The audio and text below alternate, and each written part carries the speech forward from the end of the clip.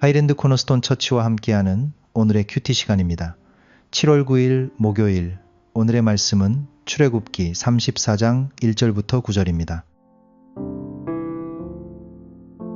여호와께서 모세에게 이르시되 너는 돌판 둘을 처음 것과 같이 다듬어 만들라. 내가 깨뜨린 처음 판에 있던 말을 내가 그 판에 쓰리니 아침까지 준비하고 아침에 시내 산에 올라와 산 꼭대기에서 내게 보이되 아무도 너와 함께 오르지 말며 온 산에 아무도 나타나지 못하게 하고 양과 소도 산 앞에서 먹지 못하게 하라.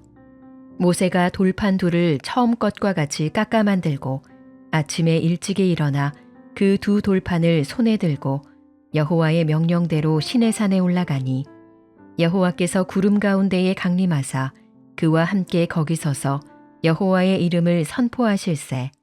여호와께서 그의 앞으로 지나시며 선포하시되 여호와라 여호와라 자비롭고 은혜롭고 노하기를 더디하고 인자와 진실이 많은 하나님이라. 인자를 천대까지 베풀며 악과 과실과 죄를 용서하리라. 그러나 벌을 면제하지는 아니하고 아버지의 악행을 자손 3, 4대까지 보응하리라. 모세가 급히 땅에 엎드려 경배하며 이르되 주여 내가 주께 은총을 입었거든 원하건대 주는 우리와 동행하옵소서. 이는 목이 뻣뻣한 백성이니이다. 우리의 악과 죄를 사하시고 우리를 주의 기업으로 삼으소서. 오늘 말씀은 금송아지 사건 이후 하나님께서 다시 돌판을 준비하게 하시는 장면입니다.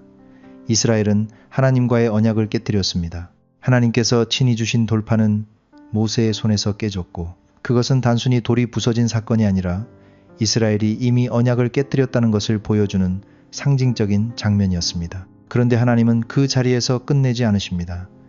하나님은 모세에게 너는 돌판 둘을 처음 것과 같이 깎아 만들라고 말씀하십니다. 첫 번째 돌판은 하나님께서 친히 만드신 것이었습니다. 출애굽기 32장은 그 판은 하나님이 만드신 것이고 그 글자는 하나님이 쓰신 것이라고 말합니다. 처음 돌판은 전적으로 하나님께서 주신 선물이었습니다. 하지만 두 번째 돌판은 모세가 깎아 준비해야 했습니다. 그렇다고 모세가 언약을 다시 만들어낸다는 뜻은 아닙니다. 중요한 것은 글씨는 여전히 하나님께서 쓰신다는 사실입니다. 하나님은 네가 깨뜨린 처음 판에 있던 말을 내가 그 판에 쓰리니 라고 말씀하십니다. 돌판은 모세가 준비하지만 말씀을 새기시는 분은 하나님이십니다. 이것은 우리에게 깊은 은혜를 보여줍니다. 하나님은 깨진 언약을 다시 회복하시지만 죄를 없었던 일처럼 가볍게 덮어버리지는 않으십니다. 첫 번째 돌판이 깨졌다는 사실은 사라지지 않습니다. 이스라엘의 죄는 실제였고 그들의 배반도 실제였습니다. 그러나 하나님은 그 깨진 현실 위에 다시 말씀을 새기십니다. 두 번째 돌판은 죄보다 크신 하나님의 은혜를 보여줍니다. 이스라엘이 잘했기 때문에 다시 기회를 받은 것이 아닙니다. 백성이 스스로 회복할 능력이 있었기 때문도 아닙니다. 하나님께서 은혜로 다시 말씀하셨기 때문입니다. 하나님께서 포기하지 않으셨기 때문입니다. 우리의 삶에도 깨진 돌판 같은 순간이 있습니다. 하나님 앞에서 실패한 자리, 말씀을 붙들지 못한 자리, 믿음보다 불안과 욕심을 따라간 자리들이 있습니다. 이미 깨져버렸다고 느껴지는 관계와 마음과 순종의 자리도 있습니다. 그러나 오늘 말씀은 하나님께서 깨진 자리에도 다시 말씀을 새기시는 분임을 보여줍니다. 회복은 죄를 부정하는 것이 아닙니다.